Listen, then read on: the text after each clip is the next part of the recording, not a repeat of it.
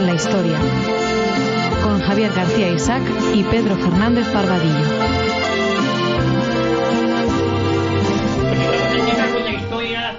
Con todos ustedes aquí en Radio Ya con don Pedro Fernández Barbadillo. Pedro, ¿cómo estás? Buenas tardes. Muy buenas tardes, encantado de estar aquí otra vez en esta hora tan taurina. Bueno, hoy tenemos un invitado, un buen amigo de esta casa, ni más ni menos que Rafael Rodrigo, profesor, doctor en historia. Además, Rafael Rodrigo es responsable y propietario de la librería Tercios Viejos, una librería que ha apostado también por Radio Ya. Rafael, ¿cómo estás? Buenas tardes. Buenas tardes, muchas gracias por la invitación como siempre. Y sí, llevamos ya un tiempo colaborando con Radio Ya y la verdad es que los resultados saltan a la vista. Bueno, yo creo, sabes que esta emisora apuesta mucho por la historia, por los programas de historia, y yo creo que la apuesta de que la librería Tercios Viejos esté aquí con nosotros es una apuesta muy acertada, ¿eh? Está mal que lo diga sí, yo. Desde luego no, de todas maneras, Javier, es cierto, es una marca de radio. O sea, cada una de las radios tienen su marca editorial y su marca de espacios. Y hay que reconocer que Radio Ya es una de las emisoras que ha apostado, pero muy fuerte, sobre la recuperación de la historia de España, que estamos en los últimos años como bastante cansados que nos cuenten otra historia de España un poco distinta. Estamos por la mentira histórica. Bueno, sí, más que historias nos cuentan tebeos de buenos y malos que la verdad ya cansan, y yo quiero pensar que cada vez tienen menos efecto en las nuevas generaciones. Pero, oye, Javier, supongo que Rafael escucharía el programa que hicimos con Eduardo de Mesa Gallego sobre los tercios de Flandes. Pues, y el ejército multinacional la de los verdad que si no lo escuchado se lo voy a mandar. No os preocupéis, porque además me envió el mensaje Eduardo, que es otro buen amigo, colaborador, que hemos coincidido muchas veces tanto en la librería como en San Lorenzo del Escorial. O sea que sus tercios y sus tesis doctorales de los tercios irlandeses, sí, el muchacho sabe un poco sobre el tema, la verdad. Bueno, sí. A este paso, Javier, yo creo que vamos a acabar formando nosotros un tercio de colaboradores con los que poder expandir Radio Ya. Rafael Rodrigo me decía antes de fuera del micrófono, decía, oye, a varios de los historiadores que pasan por la librería o gente interesada les digo que se pongan en contacto contigo, y resulta que todos han pasado ya por esto del micrófono. Mira, te voy a dar, como siempre, sí, con ejemplos claros, y los dos últimos que o han presentado o van a presentar. Paco Álvarez, de Somos Romanos, de Editorial EDAF, sí, según presentamos me dijo, sí, por supuesto, claro que he estado. Y el otro, en las aventuras de la espada, yo creo. Exactamente, en las aventuras de la espada. Y el otro que también está en las aventuras de la espada ha sido Alberto Gil Ibáñez, que le tenemos sobre Leyenda Negra. O sea, pero te parece que como haga un listado de autores que han pasado por la librería, empezamos a tener serios problemas de quién no ha venido por Radio Ya. Eso demuestra la apuesta que hace esta casa, Pedro, por la historia, ¿no? Para que no se olvide, para que no se pierda, y sobre todo para poner las cosas en su sitio. Es que además yo creo que hay una demanda, una necesidad por parte de los españoles en general y de nuestros oyentes en particular por tratar la historia de España y conocerla sin complejos, y que ya lo sabía en el franquismo, todo hay que decirlo, y sin complejos, y lo mismo, y sin mentiras ni confabulaciones. Por ejemplo, el otro día que hablamos un momento del asunto de la diada dichosa, y bueno, pero si ya nos estamos cansando de decir que Francisco Casanova no luchaba por la Rafael de Casanova no luchaba por la republiqueta catalana, sino luchaba por el reino de España, luchaba por un archiduque que iba a ser el rey de las Españas. Sí. Y luego, ya por supuesto ya es sabido pues que fue indultado por Felipe V, que pudo volver a hacer negocietes con el bufete de abogados, al derecho. Pero claro, es que no se habla en cambio del jefe de la resistencia militar, del jefe militar de la plaza de Barcelona, Antonio de Villarroel, que ese no fue indultado, no fue perdonado, sino que fue encarcelado, y según la leyenda en una celda en la que entraba el agua de mar, porque creo que fue en la Coruña, y entonces en su celda, según se cuenta, vete a saber ya si es verdad, porque claro, cuando entra el nacionalismo, sobre todo ahora tenemos el nacionalismo catalán en la historia, pues la fantasía galopa y demás. Bueno, pues pero lo cierto es que Antonio de Villarroel fue encarcelado por Felipe V y murió en la cárcel. Y de este pobre señor, que era el jefe militar, el que estaba sujeto, obediente al conseller en cap, que era Rafael de Casanova, no se acuerda nadie. Oye, efectivamente, Pedro, hoy hay un tema muy interesante, el tema que nos ocupa, el ejército de Hendaya, el ejército español en 1940. Oye, pues yo creo que es un tema interesantísimo, porque mira, mi abuelo, paz descanse, que ya murió en el año 80, pues tenía la costumbre, cuando coincidíamos en verano, de hacerme sacar un atlas descomunal, estos de tapa dura, inmenso, vamos, con unos mapas, vamos, o al menos a mí me lo parecía, porque claro, uno tenía 10 años, 10, 11 años. Y entonces pues me solía explicar pues la campaña del Afrika Korps, y que le gustaba, o el desembarco de Normandía. A él le gustaba más el Afrika Korps, la verdad, todo hay que decir. Cada uno tiene sus gustos, sus tendencias y demás, porque esa era una guerra entre caballeros. Entre Rommel por un lado, Montgomery por el otro, los italianos tocando la mandolina y siempre, o cantando ópera y demás. Y él, hablando del asunto de Hendaya y de si España entraría o no entraría, porque no entró en la Segunda Guerra Mundial, pues él me lo resumió, y me acuerdo perfectamente, con una sola frase. Y él ten en cuenta que era ingeniero y trabajaba en Altos Hornos de Vizcaya, o sea que sabía lo que era la industria. Y el Altos Hornos quedó intacto en la guerra civil, ya se encargó el PNV de que no le pasase nada, ¿verdad?, para seguir luego con sus negocios y demás. Bueno, pues mi abuelo me dijo, España lo único que tenía entonces era soldados, no tenía más. Y efectivamente yo creo que con Rafael y Rodrigo vamos a confirmar que solo había soldados, porque no había ni tanques, ni aviones, ni blindados, ni obuses, ni submarinos. ¿No es así, Rafael? La verdad es que poquita cosa teníamos. E incluso tampoco había tantos soldados, ni había tantos soldados con experiencia, faltaban muchos oficiales de carrera. Y claro, todo se resumía. Hay una anotación propia de Franco en un documento bastante extenso sobre la situación de armamento español en 1939, que yo creo que define muy bien, y es una anotación manuscrita del propio Franco. Perdona, ¿antes o después de que acabe la Guerra Civil Española? Después. O sea, en ese periodo, al terminar, en ese periodo que tenemos entre abril de 1939 y esa reunión de Hendaya en 1940. Vale, entonces tenemos un informe del ministro Varela sobre el ejército de tierra. Cada uno de los capitanes generales y ministros militares, y Franco tiene su propia copia para que trabajen, y lógicamente esta copia está en la Fundación Nacional Francisco Franco, que puedo asegurar que se puede acceder tranquilamente sin ningún tipo de problema. No está restringido a los historiadores ni ninguna cosa extraña ni rara. Y me llamó mucho la atención una nota manuscrita que ponía, comillas, ¿qué nos puede dar Alemania? Cierra comillas. Y todo gira por eso. Es decir, todos los ministros militares y Franco, que era militar, eran muy conscientes de cuál era la situación militar que tenía el ejército, Fuerzas Armadas españolas. Ejército en cuanto a ejército de tierra, Fuerzas Armadas en cuanto a metemos las tres armas. Pero eran todos muy conscientes de qué se tenía y entonces de qué se podía hacer. Mira, para situar a nuestros oyentes en ese momento, en el año 39, ya el primer gobierno de la Victoria, entonces Franco organiza tres ministros militares con cada una de las armas, y luego también el Alto Estado Mayor, porque en cambio en el gobierno del Frente Popular se crea el Ministerio de Defensa. Es la primera vez en España que funciona como tal el Ministerio de Defensa, que creo que lo desempeña Indalecio Prieto. Sí, pero entonces vamos a ver y vamos a poner en situación, porque es una de las grandes discusiones más políticas que castrenses. Entonces, en el momento que metes toda la historia con el prisma político, vamos muy mal. Entonces, vamos a verlo desde un punto de vista meramente militar. ¿Por qué hay tres ministerios militares y no uno? Entonces, por supuesto, porque Franco lo que quería era tener al ejército, las Fuerzas Armadas divididas en tres, de tal forma que él siempre tuviera el control de todo. No, vamos a ver. Si ves cuál es la evolución desde finales de los años 20 hasta la Segunda Guerra Mundial, resulta que lo que son las grandes potencias comienzan a tener tres ministerios militares.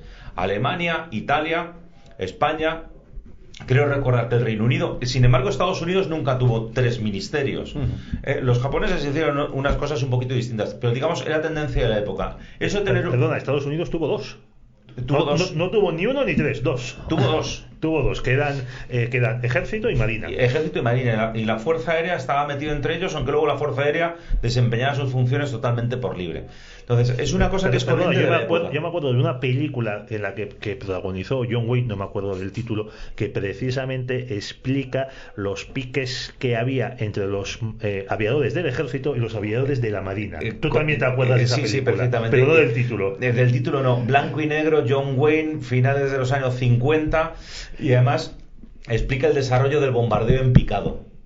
Sí, me acuerdo de la película, pero perfectamente. Y entonces las peleas que tienen entre ellos, porque hacen competiciones, a ver quién llega antes y demás. Yo creo que John Wayne está en la aviación del Ejército. Entonces, una de las discusiones que tienen, que se ve que atraviesa toda la película, sobre todo a medida que se va tecnificando la aviación, es la insistencia en tener un ministerio propio, en no depender ni del Ejército ni de la Marina. Sí, pero en España se da una argumentación radicalmente distinta. Y la argumentación, como digo siempre, vamos a ver, que cuando haces una tesis doctoral te tienes que chupar muchos miles de documentos originales. Está bien, o sea, por supuesto que también son personas que trabajan en una administración y de alguna manera tienes unos jefes y te atreves a decir unas cosas sí y otras no. Entonces intentas contrastar entre varias decenas de documentos que apunten lo mismo. Y todos apuntan en la misma dirección. No es por un tema de que Franco quiera tener más o menos poder, sino que mientras sea un trabajo, entre comillas, entendamos, burocrático, administrativo, es mejor tener 3 ministerios. En el momento que hubiese guerra, hay una buena cantidad de documentos que vienen a demostrar que volveríamos al cuartel general del generalísimo, a un mando único. La película en la que estoy referencia, si no me equivoco, es Infierno en las nubes. Exacto. Ya me habéis dejado con para que nuestros oyentes tengan, ¿vale? Son de estas cosas que normalmente en cine de barrio y en la sexta no suelen sacar. Infierno en las nubes, la película. ¿Y con quién compartía protagonismo John Wayne? ¿Eso lo puedes ver? Sí, con Ryan o no, ya me he perdido aquí, pero te voy a decir ahora mismo, me has caído bien. Bueno, vosotros seguís, que yo lo sigo buscando, y el año, tú buscas también el año. Nicolás Ray era el director, si no me equivoco. Sí, yo creo que la película era en color, también las cosas como son. A lo mejor tú la viste en blanco y negro por otros motivos. Robert Ryan es el otro protagonista y Don Tyler. Es uno de los grandes clásicos de Hollywood de Guerra Fría, eso es. Donde nos empezaron a demostrar que, por supuesto, no fueron los soviéticos los que ganaron la Segunda Guerra Mundial, sino Estados Unidos. Hay una pregunta que se alarga al cabo del tiempo, que es: si le preguntas a un ciudadano francés, y especialmente de París, quién ganó la Guerra Mundial en 1960, te dice que la Unión Soviética, y a principios de los años 2000 te dice que no, que Estados Unidos. Pero es que, claro, salvar al soldado Ryan ha hecho mucho daño. Bueno, aquí tuvimos un programa con Fernando Paz en el que hablamos precisamente de eso antes de irnos de vacaciones en agosto, con motivo de otro aniversario del desembarco de Normandía, y la verdad es que la conclusión es que ninguno de los 3 grandes, Francia pues como los italianos, más o menos. Bueno, yo creo que los italianos molestaron más a los alemanes que los franceses a los británicos y los norteamericanos. Pero bueno, que ninguno de los 3 grandes poderes, o sea, la Unión Soviética, el Imperio Británico y Estados Unidos, por sí solo habría vencido a Alemania.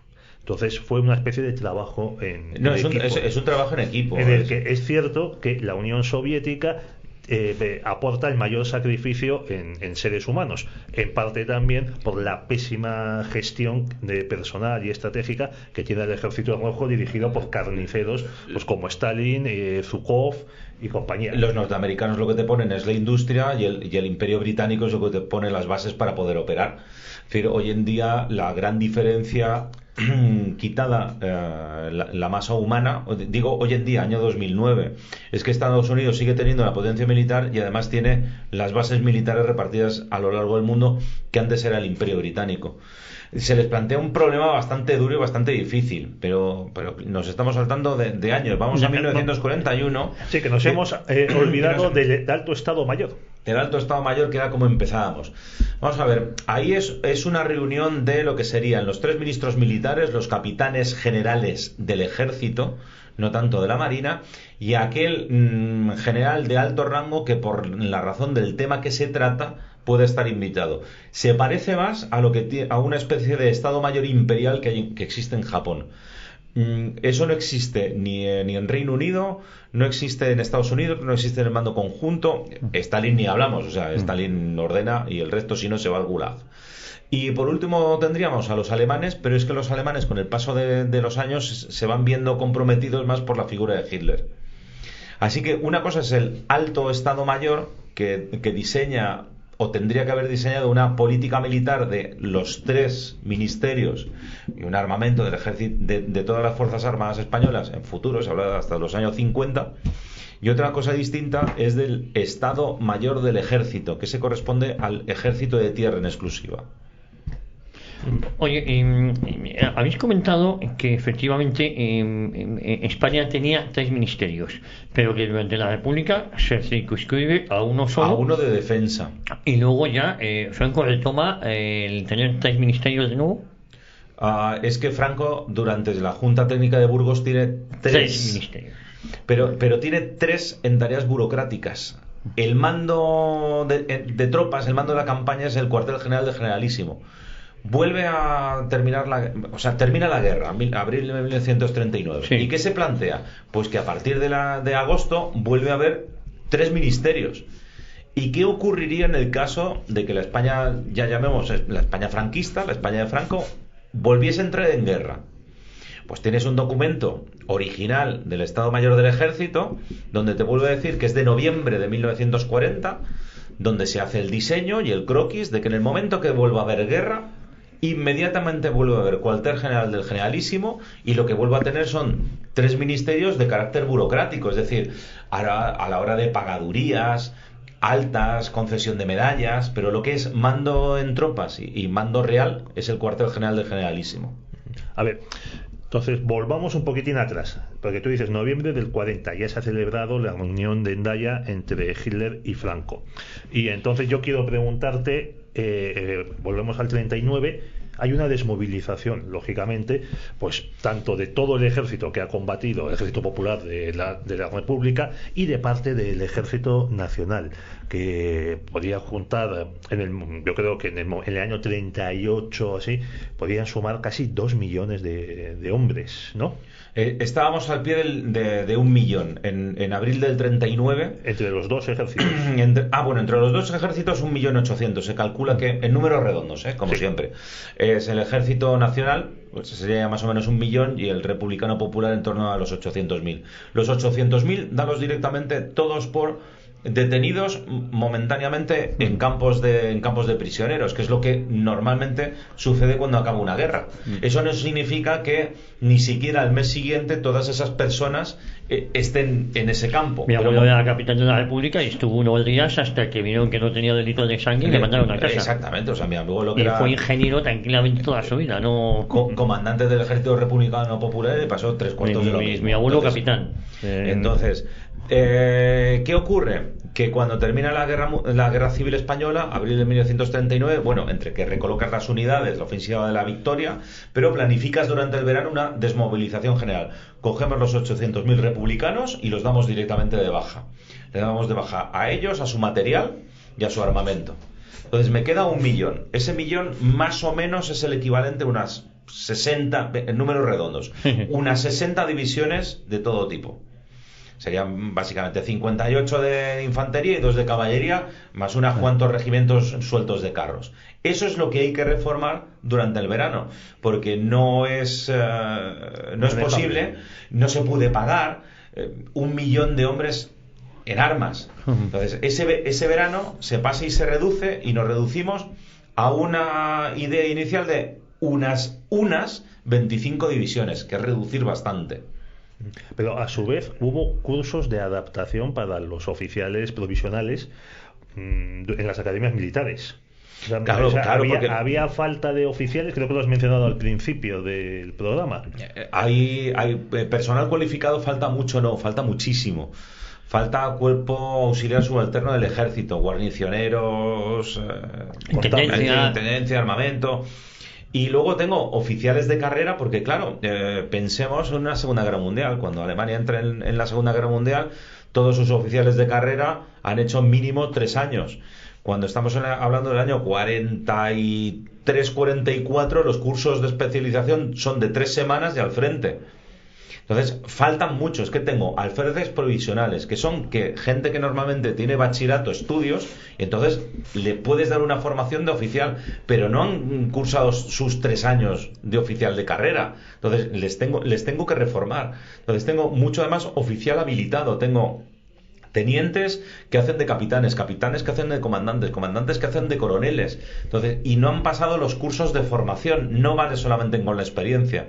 Entonces es una cosa que detecta el ejército español, y cuando toma contacto 39-40 con Alemania sobre la posible intervención en guerra, es una cosa que transmite. Es decir, podemos tener un ejército que tiene experiencia de combate, que ha soportado 3 años de guerra, pero seguimos teniendo muchas carencias de oficiales y soldados verdaderamente formados en academia.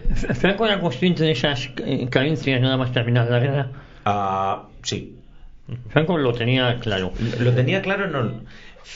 Más de 120 puntos en más de una veintena de reuniones entre el ministro Varela y Franco, donde se hablaba de todos y cada una de las cosas, porque Varela, el primer ministro del ejército hasta el año 42, llevaba un desglose minucioso de todas las reuniones con Franco y de todos los puntos que se iban tratando, y luego iba haciendo como hacemos todos en una reunión: vas poniendo un tic, dice que lo conversaremos en la siguiente reunión, da su visto bueno, prefiere que no, y se trata absolutamente de todos los temas. Entonces, cuando llegamos a 1940, en esa famosa reunión Franco-Hitler en Endaya, donde se supone que Hitler le invita a entrar en la guerra, Franco era consciente de que con el ejército que teníamos sería muy complicado. Sí. No hablo ideológicamente, hablo de técnicamente. Sí, claro, de técnicamente. Además, yo siempre hago una diferencia muy grande. Hitler era político, Mussolini era político, Stalin era político y Churchill era político, aunque durante un pequeño tiempo fue militar. Sí. Aunque creo que su participación en la Primera Guerra Mundial dejó bastante que desear. Lo que tocaba Churchill pelean, sí. Y con un alto coste y entonces de vida, hay dos personajes de la Segunda Guerra Mundial. Uno que a nosotros nos afecta más, y hemos hablado más veces, lógicamente, Franco. Pero hay otro gran desconocido de la Segunda Guerra Mundial, que es el Mariscal Pétain. El Mariscal Pétain ganó una Primera Guerra Mundial. Franco y Pétain se conocían de la guerra de África. Derrotaron los dos a Abdelkrim. Franco tiene, sí, de momento creo que no se la han quitado, ¿no? La Legión de Honor. Han intentado el gobierno español que se lo quitaran a Franco, pero el gobierno francés dijo que no, porque fue una cosa previa a el Mariscal Pétain tiene la laureada de San Fernando. El Mariscal Pétain fue embajador en España en 1939, o sea que se conocían bastante, y los dos eran profesionales de aquello. Entonces, claro que estaba informado. ¿Por qué? Porque su ministro del ejército se lo decía. El de Marina, el del aire, Yagüe, ya sería otra cosa, pero bueno, luego tuvimos a Vigón. Y luego ambos dos, tanto el ejército de tierra como la marina, tenían 2 jefes de Estado Mayor. Luis Carrero Blanco todavía no era jefe de Estado Mayor, pero firmaba bastante los documentos, y tenemos un informe de 21 puntos de por qué no entrar en la guerra, aunque es posterior a Endaya. Pero por Luis Carrero Blanco. Hecho por Luis Carrero Blanco y presentado por el ministro Moreno, el ministro de Marina. Pero el que tenemos es el informe de antes de Endaya, que es de mayo de 1940, redactado por Martínez Campos, que es el jefe del Estado Mayor. Y el propio Martínez Campos no se anda por las ramas. En la tercera página escribe y subraya: a España le conviene ser neutral. Y luego durante 30 páginas te explica el por qué España debería ser neutral. Y por si a alguien no se le ha quedado todavía claro, al final España debería hacer todo lo posible para evitar su entrada en guerra. Yo creo que más claro. ¿En qué sector del ejército español quería entrar en guerra? Si es que lo había. ¿Del ejército? Ninguno. ¿Ningún sector del ejército español? Del ejército no. Otra cosa era la falange. Los políticos, claro, eso sí.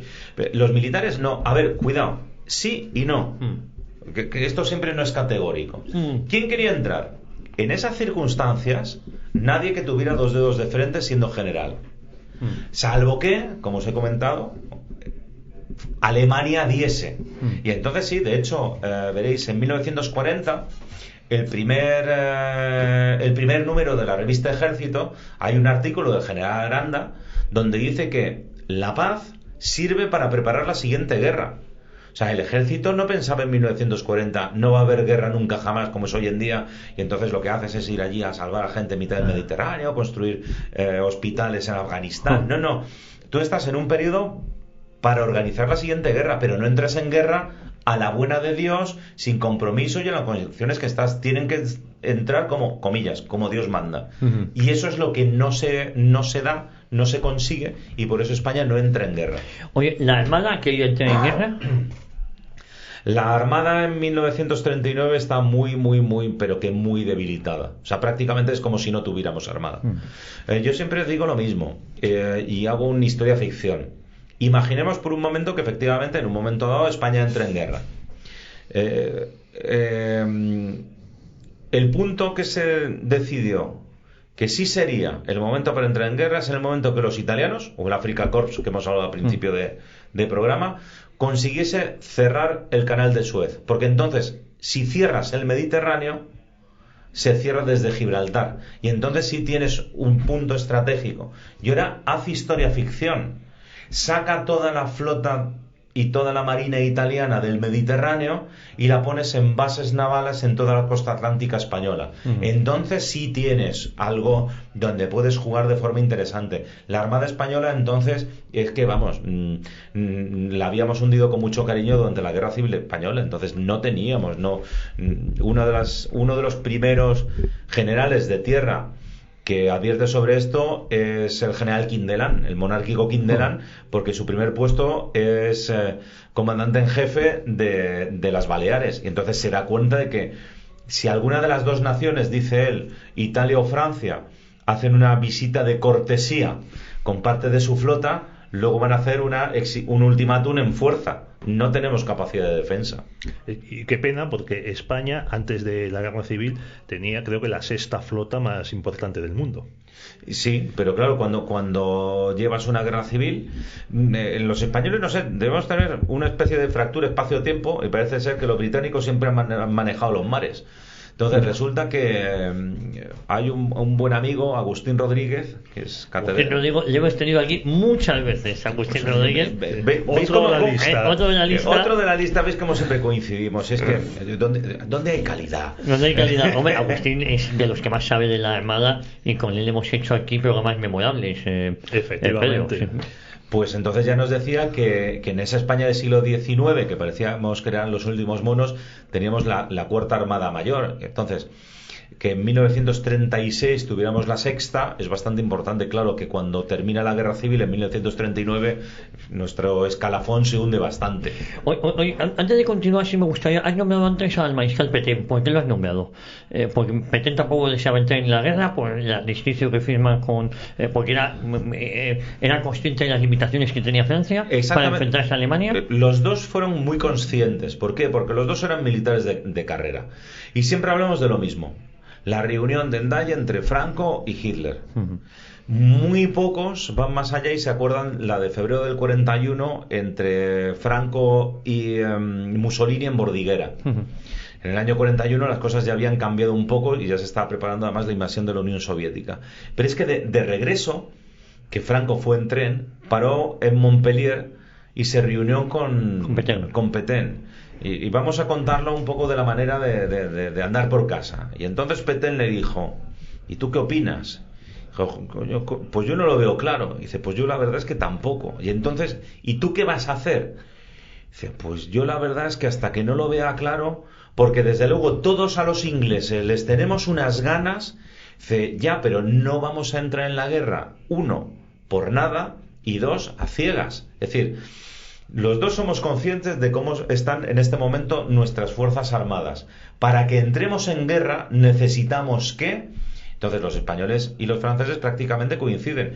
Necesitamos que el eje cierre Suez, tú entres en guerra, cierres Gibraltar, y entonces ya vamos a la fase 2. Esto no lo tengo en constancia documental, pero estoy absolutamente seguro que en ese momento no hubiéramos traspasado solamente la flota italiana a las costas españolas. Hubiéramos pasado también la flota francesa de alta mar. y entonces ya aquello para los británicos hubiera pintado bastante más complicado. Bueno, en la Primera Guerra Mundial, antes de la Primera Guerra Mundial, en lo que era la entente cordial entre franceses y británicos, que los británicos estaban así y demás, ya hubo un acuerdo por el que Gran Bretaña se comprometía a vigilar, ella poner toda su flota, la Home Fleet, en las costas de la Francia Atlántica y en el Mar del Norte contra la flota imperial alemana, y de esa manera Francia concentraba toda su flota de la metrópoli en el Mediterráneo contra la flota italiana y la austrohúngara, que tampoco era pequeña, aunque también se le suele despreciar a la armada del Imperio Austriaco. Tenía una docena larga una docena y media de buques, algunos de ellos acorazados, lo que era entonces un acorazado, que eran unos monstruos descomunales, y encima en el mar Adriático, que era muy, muy estrecho, pero que podía salir al Mediterráneo. O sea que eso que cuentas es muy interesante, porque es cierto que los italianos, la verdad, su flota hizo más de blanco de los enemigos que de otra cosa, pero hasta que la empezaron a hundir en el Cabo Matapán y otros lugares, la verdad que metía miedo. Sí, por lo menos lo llamaban flota en fuerza. O sea, por lo menos es lo que hicieron los alemanes durante la Primera Guerra Mundial, pero se quedó tan en fuerza que al final casi ni la utilizaron. Hombre, más importante dentro del balance del equilibrio militar en el Mediterráneo en esos años 41-42, fueron los submarinistas italianos, que hundieron varios buques británicos en Alejandría y en algún otro puerto. Sí, y luego cuando se produce la intervención británica en Grecia, cuando empiezan a sacar las tropas de la Grecia continental a Creta, cuando se intenta hacer exactamente lo mismo en Creta. Entonces, vamos a ponernos siempre a jugar un poquito en historia de ficción, que por otro lado es interesante, y tiene sus cosas. Vamos a pasar de la Marina, vamos a presuponer, esa intervención hispano-francesa en la Segunda Guerra Mundial, y esas flotas francesa e italiana desplazada al Mediterráneo. Luego hay que jugar con una cosa y nos volvemos al ejército de tierra, porque aunque la fuerza aérea fue determinante en la Segunda Guerra Mundial, la Marina también. ¿Y dónde hubieran desembarcado los norteamericanos?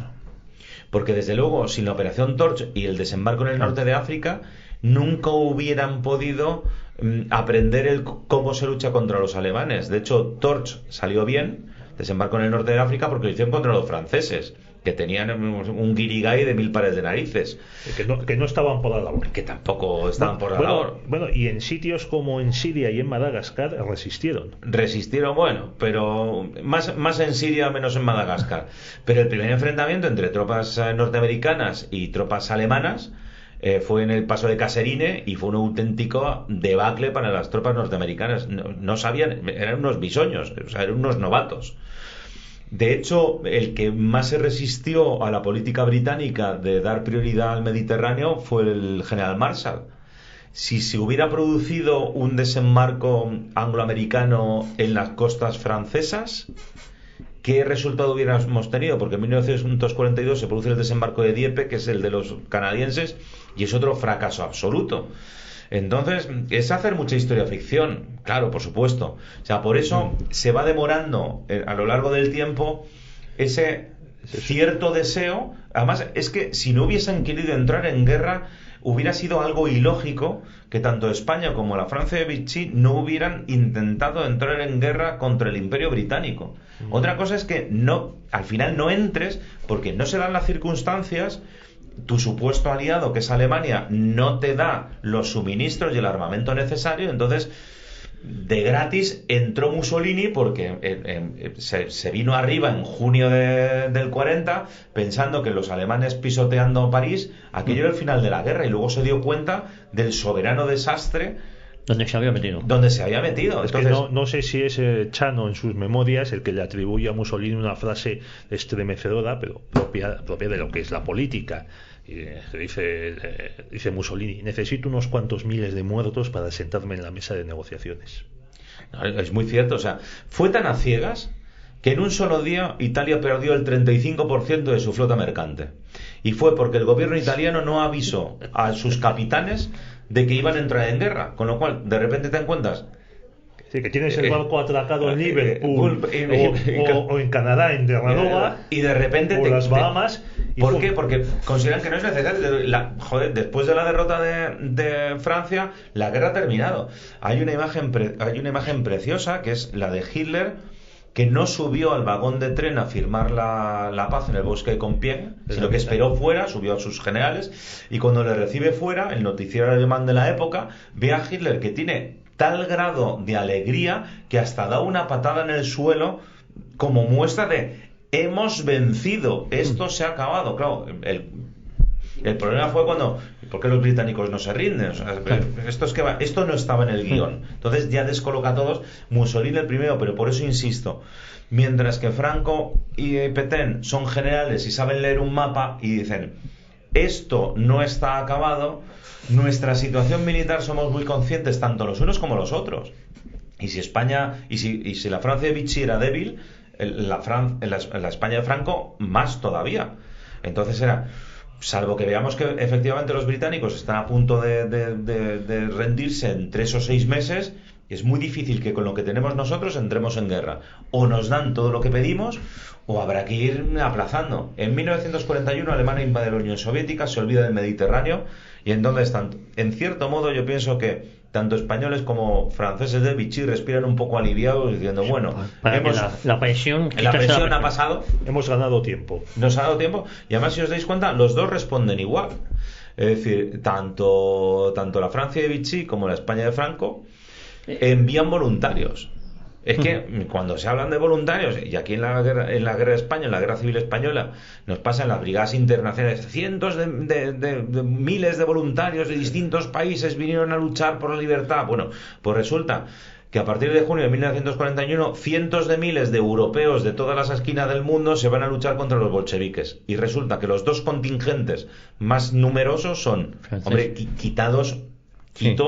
quito los italianos, porque es que va directamente el ejército. Es que declaran la guerra. Claro, entonces, en cuanto a voluntarios, van en primer lugar número españoles, pero es que en segundo van los franceses.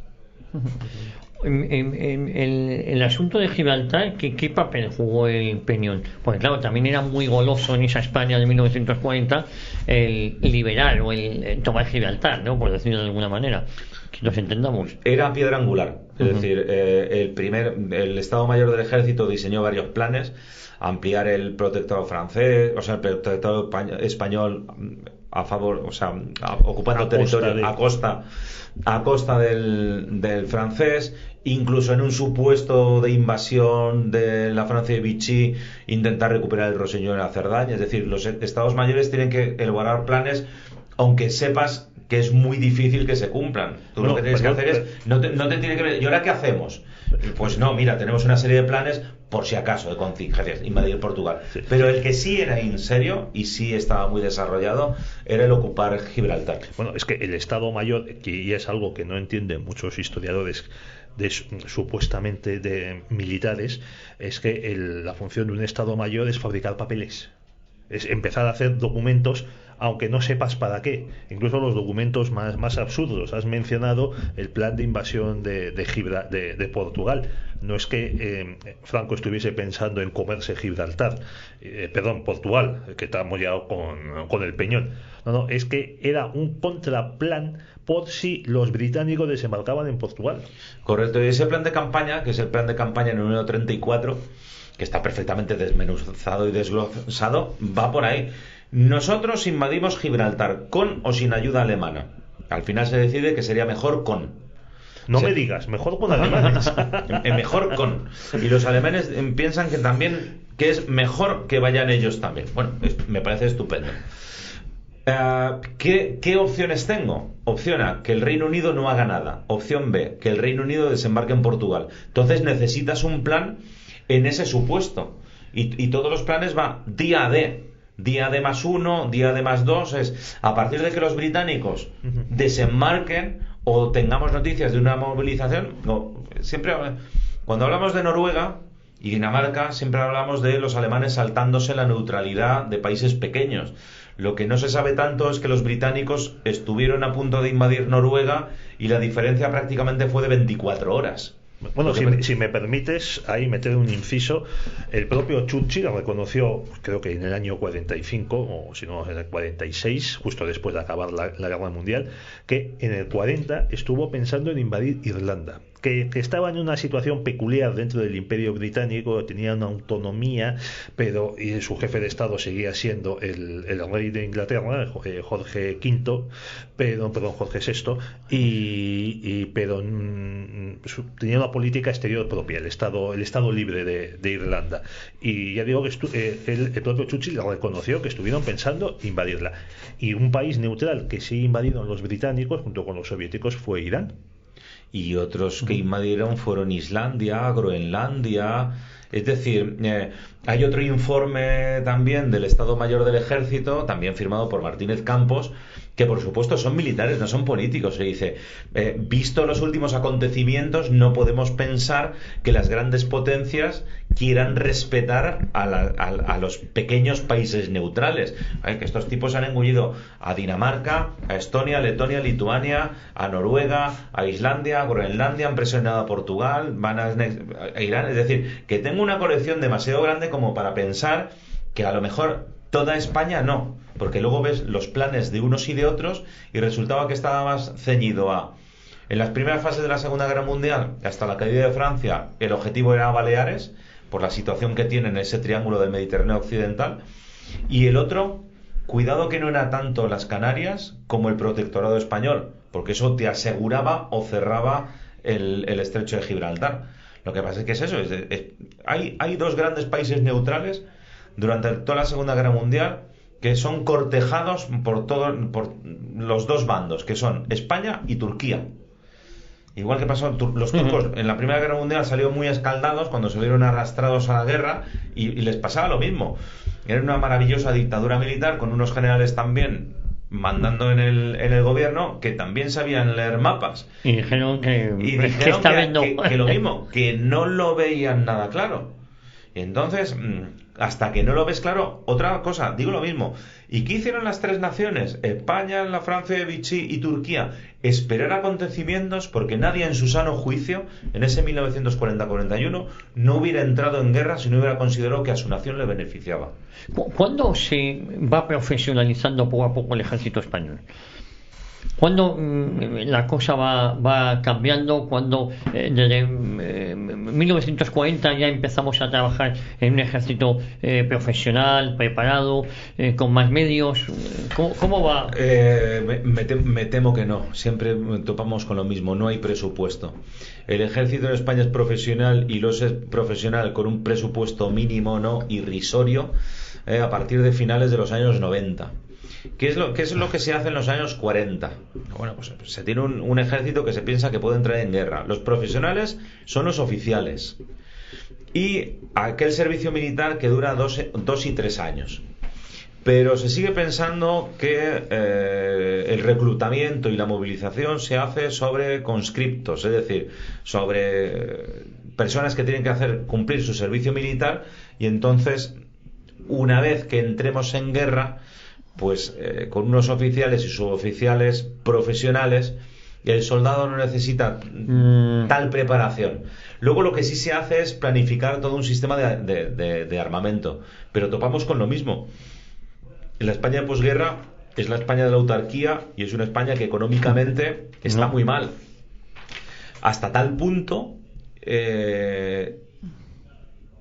el ganado de trabajo del ejército muchas veces estaba en las cuadras porque no había comida suficiente. Los soldados estaban rebajados suficiente de servicio porque no había comida suficiente para todos. Y hay que pensar que siempre se le da cierta prioridad. ¿Y por qué pasaba esto? Pues una cosa muy fácil, porque a partir del año 1945 España es un país denunciado por Naciones Unidas, donde los embajadores abandonan y, salvo los portugueses y Argentina, nadie mantiene relaciones ni diplomáticas ni económicas con España. Entonces, recuperar un país surgido de una guerra donde no hay nadie que económicamente te ayude a prosperar es literalmente complicadísimo. ¿Cuándo mejoramos todo esto? A partir de la década de los 50, que se firman los acuerdos con Estados Unidos y aquello recupera un poco. Pero en aquellas circunstancias de los años 50, España ya no juega militarmente un papel capital en la Guerra Fría. Entonces, el propio Estado y el propio Franco deriva esa ayuda económica más a la reconstrucción económica y social del país que no tanto a unas fuerzas armadas que ya no parecen ser tan necesarias. Estamos en un marco radicalmente distinto. Es que además la posición de España en la Guerra Fría, en los años 50, cuando se firman los que has mencionado tú, los acuerdos bilaterales de defensa, España aparecía como una plataforma de resistencia. O sea, como las dos últimas líneas de defensa de Europa Occidental, apoyadas por el Pacto de Varsovia, iban a ser otra vez las Islas Británicas y los Pirineos, la península ibérica. Y aquí en la península ibérica se acumularían, por un lado, pues, los restos de lo que hubiese quedado del ejército francés, y por eso también se vuelve a rearmar a Alemania Federal a partir de, creo que del año 49, con gran oposición por parte de los franceses, porque claro, no les han ganado nunca. y con lo que se recibiese de Estados Unidos. O sea, España funcionaría como digamos, una gran plataforma de almacenamiento hasta acumular la capacidad suficiente de fuerzas para hacer lo que hicieron los aliados en el 44, o sea, cruzar otra vez los Pirineos, o bien hacer desembarcos en otras partes de Europa. Y por eso no se necesitaba que el ejército español tuviese la potencia, como tú decías. No es necesario. Además, si nos damos cuenta, las bases militares norteamericanas que hay en España son bases aéreas y bases navales. Y además están escalonadas las bases Exactamente, aéreas. Justamente está escalonado pensando justamente en lo que has dicho tú, es decir, si no se resiste en el centro de Europa, es el último escalón de defensa. Si pensamos, esto está diseñado en los años 50, en los años 50 tenemos la guerra de Corea, y en la guerra de Corea pasa 3/4 de lo mismo. Cuando Corea del Norte invade Corea del Sur, se va a un perímetro que es el perímetro de Pusan, y de ahí se establece la resistencia para luego un desembarco anfibio, eso sí, más al norte, que es el de Incheon. Hombre, en España, último escalón, sí, pero durante la posguerra tuvimos problemas de lo que entonces se llamaba el maquis, hasta justamente esos años 50, donde los soviéticos deciden que esa guerra fría en Europa cambia y abandonan a sus guerrilleros en Grecia y abandonan a los guerrilleros en España. En el año 48, Santiago Carrillo y Dolores Ibarruri se trasladan a Moscú, se reúnen con Stalin y dicen: se acabó, es decir, no vamos a seguir apoyando el maquis, vamos por vía política. Por eso a los pocos años aparecen las comisiones obreras. Bueno, es que en el otoño del 44, cuando ya había sido liberada completamente Francia, es cuando comienza la Operación Reconquista, de la que se habla muy poco, pero es muy importante en mi opinión, porque mantiene de lo que ahora se habla tanto, la dureza de la represión, la autarquía, la España gris y demás. Todo eso se mantiene, oiga, porque es que hasta entrados los años 50 en España había pistoleros por los campos. Mira, creo que el último guerrillero, maquis, que murió enfrentado a la Guardia Civil fue en el año 56. Fue un gallego que llamaban el Piloto, era su mote.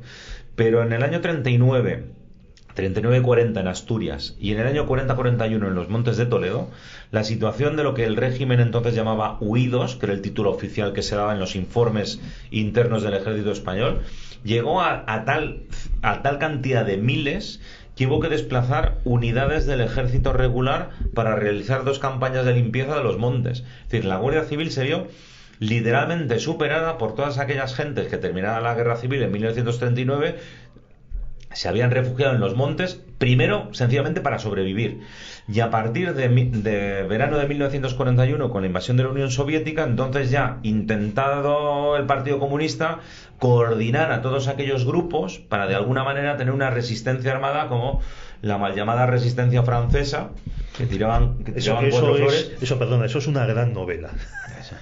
Sí, un día habrá que hablar de esa película de ficción que es La Resistance.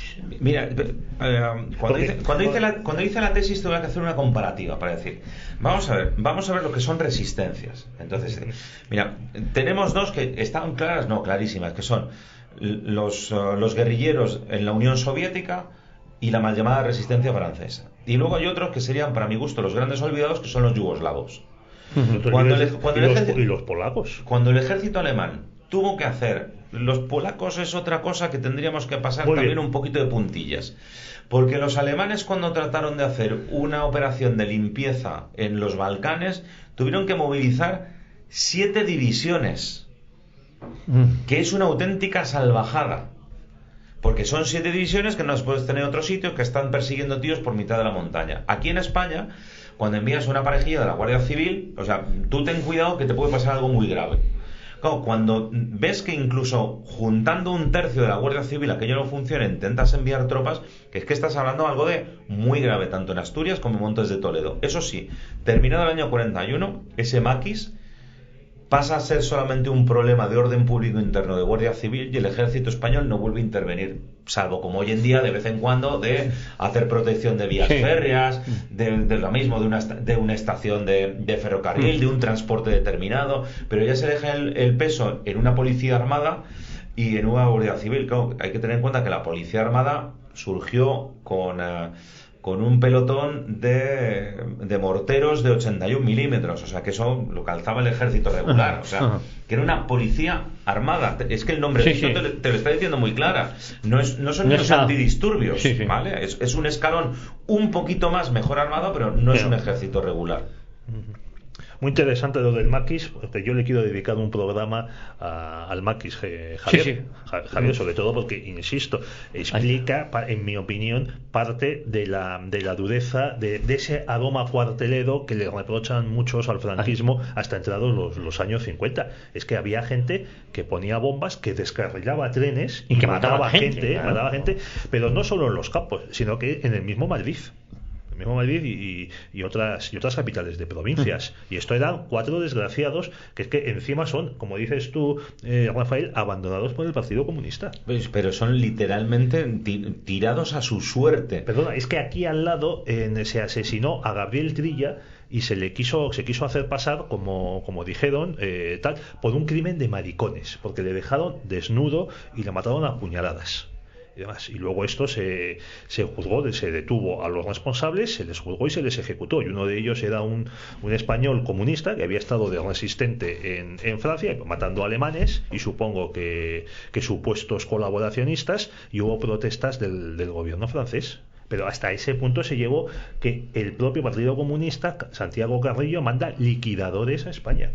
Sí, por supuesto, porque las órdenes de Stalin no se discuten, se cumplen.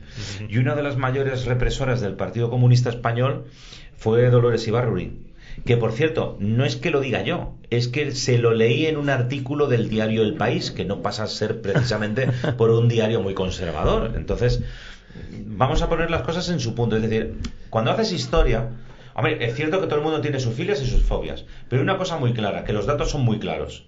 Entonces, volviendo sobre los distintos datos, es por poner un ejemplo.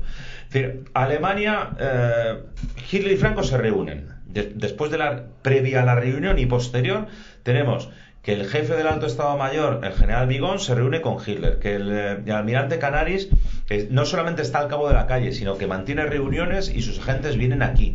Y entonces todo el mundo se cruza información. ¿Por qué? Porque si vamos a ser aliados, quiero tener los informes de cómo estamos. Y a un aliado, y en todo caso, no es que a un aliado no le mientas. En todo caso, si le quieres pedir cosas a Alemania, le dirías, estamos peor de lo que realmente estamos, a ver si me das más. Que ese sería el problema a la hora de analizar. Pero claro, el problema es que, el dato es que cuando elaboras, cruzas, estudias los informes alemanes, que no es uno, son 3, lo ha estudiado esto muy bien Alfonso Escuadra, ha estudiado los 3 distintos informes sobre situación del ejército español, posibilidades de toma de Gibraltar y situación de toda la zona. Resulta que todos beben del mismo informe de mayo de 1940 del general Martínez Campos. Es que le pasaron una copia. Y sobre la copia, Canaris sí, porque es él el que al final firma. Sus oficiales de inteligencia nos envían hasta a un paracaidista alemán que tomó el fuente Erbenmael en 1940 en Bélgica, y entonces te dice: para tomar Gibraltar, lo mejor sería que los españoles desarrollasen estas labores, que los alemanes hicieran estas cosas, necesitamos tal tipo de suministro, y entonces todo el mundo lo sabe. ¿Eso qué haces? Pasarlo a tus supervisores a ver si dan el visto bueno o no. ¿Qué ocurre? Pues que Hitler nunca le vio la gracia a que para conseguir Gibraltar tuviera que entregar lo que tenía que entregar. Y al final nos sacamos de la manga el acuerdo este del Plan Bar, que es... Después de hasta 1939 España le debía muchísimo dinero a los alemanes, pero a partir de que ellos comienzan la guerra mundial, la situación revierte. Ellos comienzan a debernos mucho dinero. Y entonces lo que se hace es el acuerdo de, bueno, pues para compensar, pues nos compenséis con armamento, pero francamente nos enviaron bastante menos que a los búlgaros, sin ir más lejos, que no es una gran potencia. Lo cierto es que Bulgaria estaba en guerra, nosotros no. Hombre, estaba en el bando de los alemanes, en el bando de la parte del eje, había declarado la guerra a las potencias aliadas, le costó unos cuantos bombardeos de la capital, de Sofía, y con Churchill una gran alegría. Eso se lo leía Stanley Pei en uno de sus libros. Dice, hombre, Churchill queda partidario de cuanto peor mejor. En cuanto les declararon la guerra, ordenó un bombardeo sobre Sofía.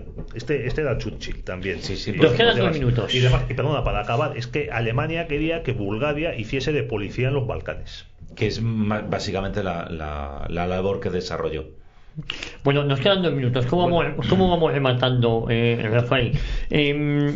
Nos ha quedado más o menos claro. Tú querías preguntar a Rafael si el régimen español era totalitario. Sí.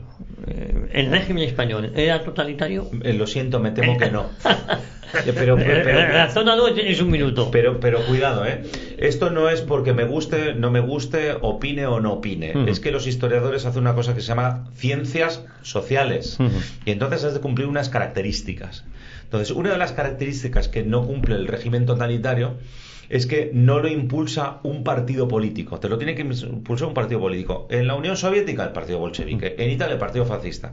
En Alemania, el partido nazi. Y en España no hay partido. El partido se lo crea Franco. Entonces, ya cruje.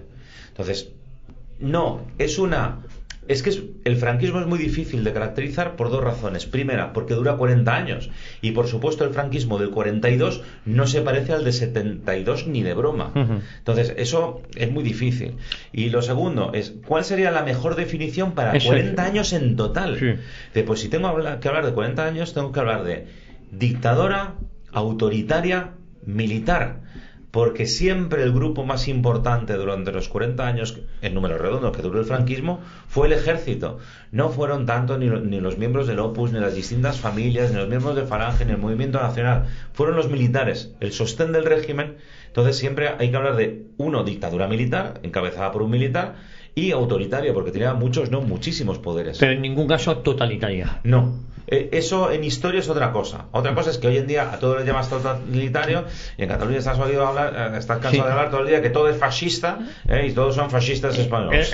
Bueno, si me permites añadir, Javier, en el último presupuesto completo en vida de Franco, del año 74, la Secretaría General del Movimiento, el Partido Único, tenía un presupuesto menor que el último ministerio del Consejo de Ministros, el Ministerio de la Vivienda. Eso no pasaba ni en la Alemania nacional socialista ni en la Unión Soviética. En un país totalitario. Y ya para acabar, has mencionado el país, Rafael, pero oye, 2 grandes animadores de meter a España en la guerra mundial del lado de los nazis, Laín Entralgo y Antonio Tobar, oye, fueron colaboradores con sus tribunas en el diario El País. Sí, es bastante curioso, es bastante pintoresco. Vuelvo al inicio. Qué cositas, Sí. Qué paradojas. Todo el mundo quería entrar en la Segunda Guerra Mundial. Es lógico porque estamos en 1940, pero no se va a querer entrar a cualquier precio. Y esa es la diferencia que hay en España. Y hay que decirlo alto, claro y firme. ¿Se quiso entrar en guerra? Sí. ¿Se entró en guerra? No. Y si no se entró, sería por algo. Pedro Fernández Barbadillo, como siempre un placer. Nos vemos la próxima semana aquí. Dios mediante. Rafael Rodrigo, un placer. Y tú y yo los viernes hacemos ese mini espacio de efemérides patrocinado por Tercios Viejos. Muchísimas gracias, Javier, y como siempre un placer compartir micrófono con vosotros. Y ya saben todos ustedes, les esperamos aquí en Radio Ya la próxima semana en Cita con la Historia.